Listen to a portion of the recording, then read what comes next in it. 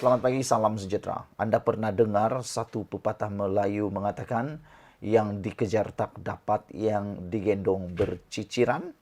Mungkin itulah kata-kata yang sesuai dengan apa yang dilakukan oleh Safi Afdal dan terlebih lagi dengan Bung Mukhtar dan juga Barisan Nasional UMNO di Sabah. Ini berikutan keputusan terkini Anwar Ibrahim selepas berada di Sabah untuk membantu menyelesaikan kemelut politik yang ada di Sabah. Anwar memberikan keputusan yang memang di luar jangkaan, tetapi memang kita pun ada sangkaan seperti itu. Beliau akan ambil keputusan seperti ini. Saudara-saudara sekalian, dalam kemelut politik Sabah, yaitu perebutan kuasa antara Haji Jinor, Bung Mukhtar dan juga Safi Afdal, melibatkan cubaan untuk merampas kuasa ataupun menumbangkan kerajaan GRS.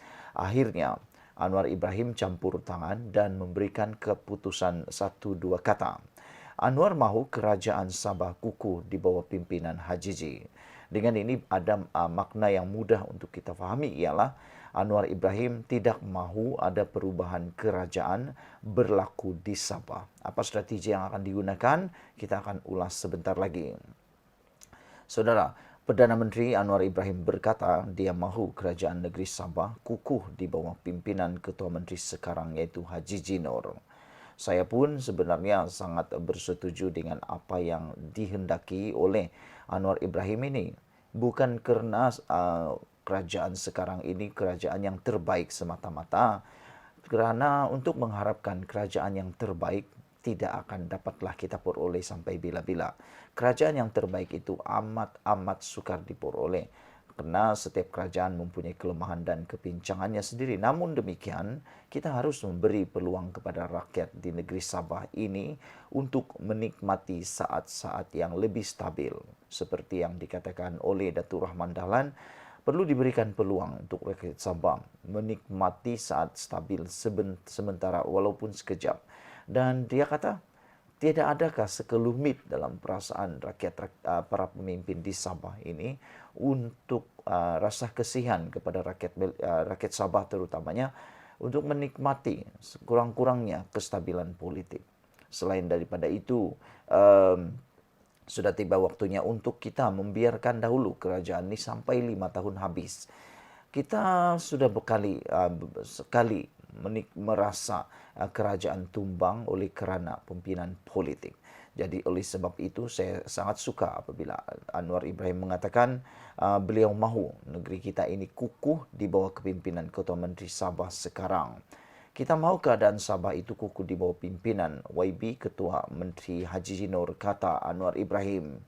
Kemudian kita beri ruang untuk Ketua Menteri berbincang dan mencari satu formula yang baik untuk kebaikan Sabah. Katanya lagi, Anwar berkata demikian selepas mengadakan pertemuan dengan Haji J selama kira-kira 40 minit di kediaman rasmi Ketua Menteri di Srigaya, Kota Kinabalu malam tadi.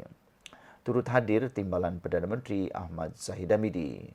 Haji J kemudian mengadakan pertemuan dengan Adun yang menyokongnya selepas menghantar Anwar dan Zahid pulang ke lapangan terbang Kota Kinabalu. Bagaimanapun, Haji J enggan bercakap dengan pihak media selepas pertemuan tersebut. Antara yang dilihat berkumpul di Srigaya malam tadi ialah Adun PH Sabah bersama 5 adun UMNO Sabah yang tidak bersetuju dengan keputusan pengerusi UMNO Negeri Bung Mukhtar menarik balik sokongan terhadap kepimpinan Haji J. Turut kelihatan ialah Setiausaha Agung GRS Masidi Manjun dan isteri Anwar Ibrahim, Dr. Wan Aziza Wan Ismail. Ahmad Zahid sebelum itu dilapor bertemu pimpinan UMNO Sabah di Ibu Pejabat UMNO Negeri. Terdahulu, Anwar tiba di Kota Kinabalu selepas mengadakan lawatan rasmi selama 2 hari di Jakarta, Indonesia. Pesawat khas yang membawa Perdana Menteri tiba di lapangan terbang antarabangsa Kota Kinabalu kira-kira jam 9.40 malam. Antara yang dilihat menunggu ketibaan Anwar termasuk pemimpin warisan Aziz Jaman dan Loreto Padua yang merupakan wakil rakyat dari Blok Pembangkang. Sementara itu, Presiden Parti Solidariti Tanah Air Kusta, Jeffrey Kitingan, berkata, HJJ masih mendapat sokongan 44 adun berbanding 40 sokongan adun yang diperlukan untuk membentuk majoriti mudah di Dewan Undangan Negeri Sabah.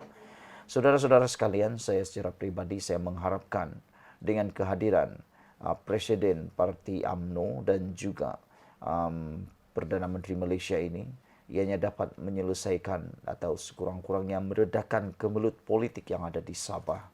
Semoga kehadirannya ini juga akan dapat memberi sinar baru kepada rakyat Sabah. Namun demikian, yang menjadi pertanyaan besar kepada rakyat ataupun pemimpin-pemimpin Sabah sepanjang hari ini, hari Selasa ini, ialah sejauh mana pengesahan HJJ Nur tentang pembubaran ataupun rombakan Kabinet Sabah, Jemaah Menteri Sabah akan dilakukan selepas pertemuan ini. Kerana sekiranya HJJ Nur meneruskan juga rombakan tersebut, saya fikir ini satu perkara yang kurang baik. Kerana antara sebab yang dikatakan oleh Bung Mukhtar mengapa mereka menarik sokongan terhadap kerajaan pimpinan GRS di Sabah ialah kerana pertamanya pemberhentian Saleh Said Keruak sebagai pengerusi Prasarana Khazanah Sdn Berhad Sabah. Selain daripada itu, Bung Mukhtar kata tindakan HJJ mahu merombak kabinet satu tindakan mengugut dan melangkaui persefahaman antara BN dan juga GRS. Beliau kata perubahan dalam kabinet Jemaah Menteri di Sabah tidak melalui perbincangan terlebih dahulu dengan Barisan Nasional. Itulah yang menyebabkan salah satu sebab mengapa Bung Mukhtar dan Barisan Nasional menarik sokongan terhadap kepimpinan GRS yang ada di Sabah. Selain itu, Safi Afdal menyatakan bahawa bersama dengan Bung Mukhtar mengatakan bahawa mengikut perlembagaan negeri Sabah, HJJ Nur sebenarnya tidak layak lagi menjadi ketua menteri kerana beliau bukan lagi mengetuai satu parti yang ada di Sabah. Kerana tindakan menurut Safi Afdal, tindakan Bung Mukhtar, tindakan HJJ Nur keluar daripada Parti Bersatu menyebabkan dia tidak mempunyai parti lagi sekarang dan telah melanggar keperluan perlembagaan di Sabah. Namun, Setiausaha Agung GRS iaitu Masih Dimanjun telah pun memberikan penjelasan bahawa GRS telah pun didaftarkan sebagai sebuah parti politik sebelum mereka keluar daripada Bersatu. Namun demikian, Hamzah Zainuddin yang telah pun hadir ke Sabah juga telah memberikan penjelasan bahawa mereka sedang menunggu jawapan daripada Pertubuhan ROS, Pendaftar Pertubuhan Malaysia, untuk memberikan status sebenar GRS. Sekian dulu Malaysia kita punya, kita jaga sama-sama cintai Malaysiaku. Bye-bye.